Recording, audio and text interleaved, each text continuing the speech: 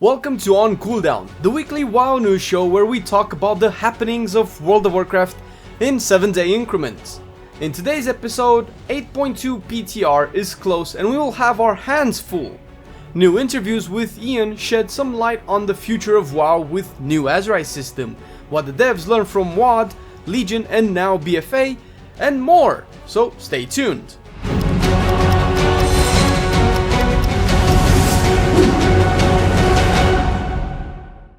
Hello my dear nerd friends, and welcome to On Cooldown. Normally during the week you get to see my face on streams and videos, but today my very dear scripted friend, with a very tuned voice, will be your host for the evening. Very well tuned voice indeed, Flame. Let's start our Friday in a high gear. Ion Hazzikostas did two interviews that we know of earlier this week, shedding some light on the development of BFA, both past and future. As such, with our biased opinion, our hope for the betterment of the game is getting more and more fuel the more we found out about 8.2 and even more importantly about the mindset of the devs. Let's see what's going on here. The 8.2 PTR will come very soon.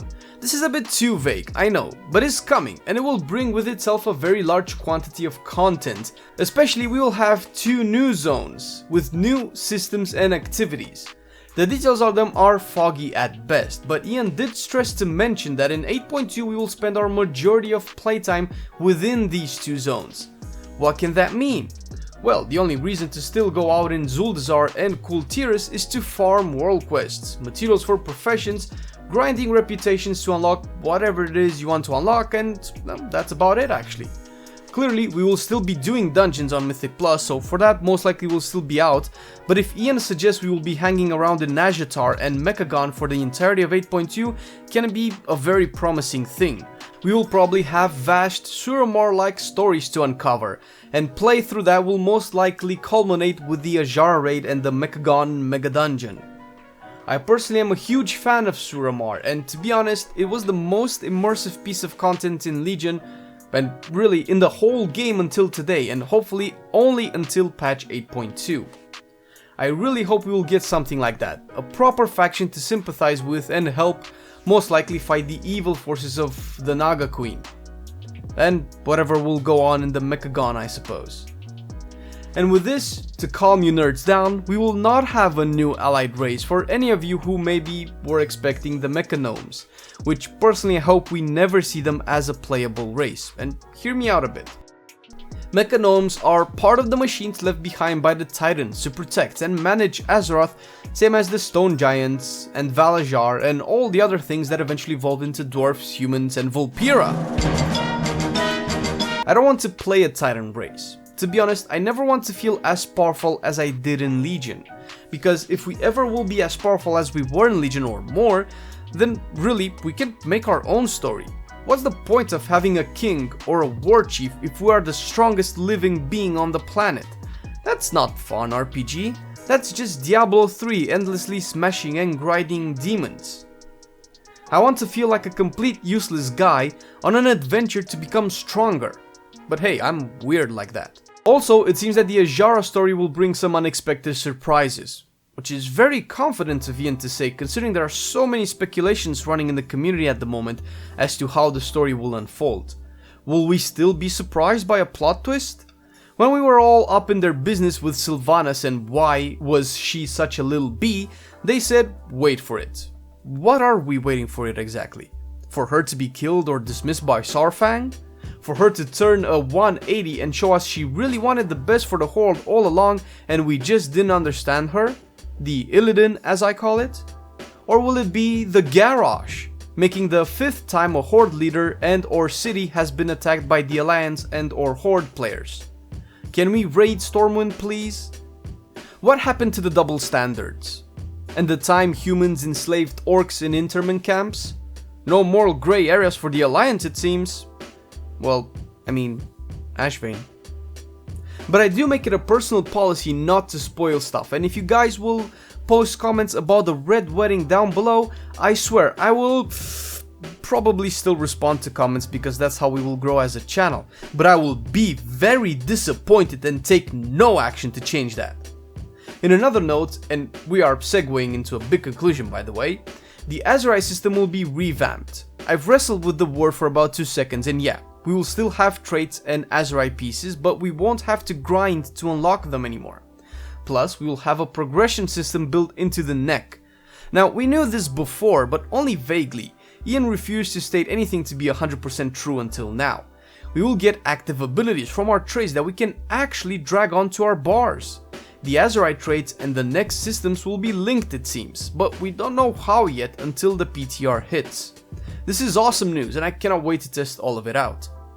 Another topic of discussion during the interviews was split into a few questions that can easily be summarized into BFA is kinda shit, like what the fuck? Yeah, we know. Do you know where you fucked up? Yeah, like pretty much everywhere I guess. So like, sup? Yeah, no, we're fixing all that up. Even portals? No. The communication issue we've been talking about apparently was intentional. Ion went on to say that the development team spent hours every day reading forums, Reddit, watching videos. Not hours, am I right? And taking everything we say into discussion of implementation, change, perspective and such. The reason we don't hear anything is because they just don't want to give out any info until they are 100% sure the fix/change will be implemented. Ion specifically mentioned Titan forging as an example and argued that some changes need to account for the majority and that certain issues, again he's referring to Titan forging since he mentioned it for a specific reason, only affect a small number of players. Titan forging for me is a symptom of a bad loot system and I'm actually personally attached to this and want to see it gone. I'm really curious what you guys think about it. Is it really a minority of players that dislike Titan forging and war forging? Am I just a minority? I thought that option was ruled out when I chose to be white. I'm gonna call a manager. Fair enough, if I had millions of eyes on me at all times, I would be very careful about what I say. It's good that these things come out. It doesn't make us happy still, but it's something that can provide us with some level of comfort to know that they are not 100% oblivious. With that in mind, there was talk about WoD and Legion and how the new systems those expansions introduced were baked well into the overall playthrough. The garrisons, however shitty it felt, actually blended with the story and acted as a staging point for the plot's progression. The artifact weapon, class hall, and class campaign welded nicely with the arc of mounting an assault against the Burning Legion, and it made sense. As opposed to Island Expeditions, Warfronts, and the Heart of Azeroth, which are systems disassociated with each other and don't feel like they are blending into a cohesive player experience. And we are not even talking about the systems individually because we all know how we feel about each one at this point. Ion agreed they didn't take the best steps into implementing them and the result is painfully obvious. There was talk about last week's MDI and class balance in Mythic Plus. Since I actually play Outlaw Rogue and Prot Warrior, I admittedly was a bit concerned about the response. And if you don't know what I'm talking about, last week's MDI has seen nothing but Protection Warrior and double Outlaw Rogue in pretty much every composition. Ian said something that resonated pretty well with me and is something we should all think about when discussing highly competitive scenarios. When someone wants to play to win, especially to win a prize money that could make their effort into participating a genuine lifestyle, that person will pick the best options he has to win. This means that you will see far less diversity in a high-end competitive scene, since there's no world where the best will be all sorts of things. The best will always be mostly 1, 2, maybe 3 things. But they are looking at the overall class diversity when it comes to high mythic keys, and it seems they are happy with that. The diversity doesn't spread all the way to the plus 23s and plus 24s, but pretty much even the worst considered spec has done a key above plus 15. However, Ion and the team are looking to balance affixes around certain specs to give them all an edge every now and again and bring some in the spotlight, which I think is a great approach to balance.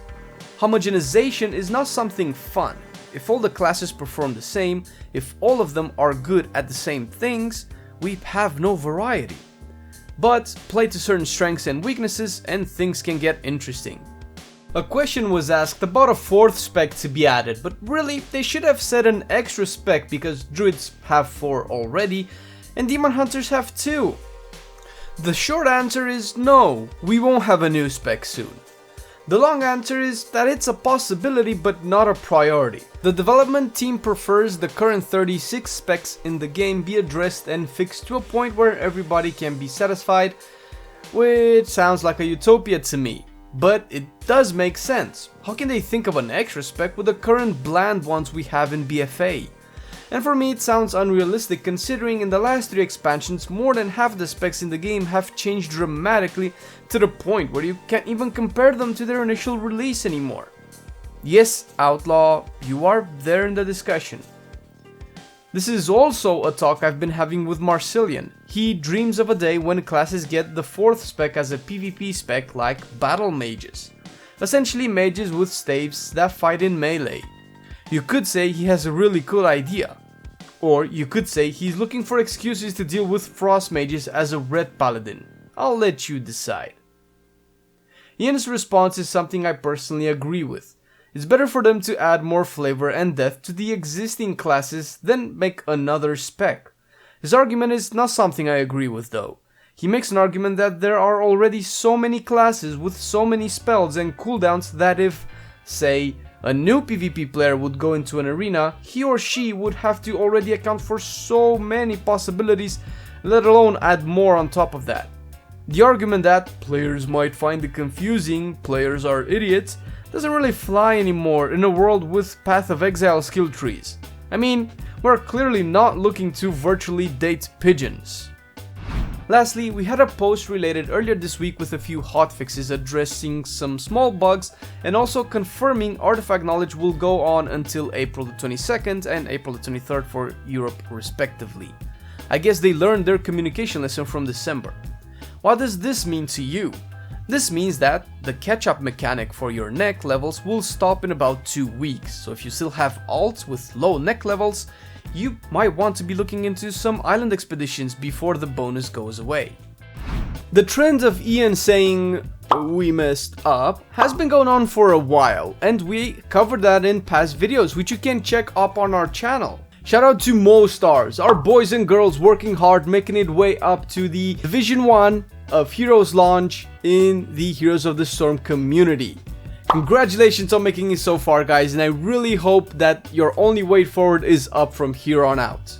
Another shout out to our Patreons for giving a little extra in making our dreams of becoming professional nerds a reality. If you also want to know how to become a Patreon, check the link down in the description. Or if you are the shopping type, we also have an Amazon affiliate link down in the description where you can check all of our Warcraft and PC nerdy goodies that we recommend, and maybe you'll find something that you like. Thanks for watching the video, thanks for being awesome, and I'll see you next time.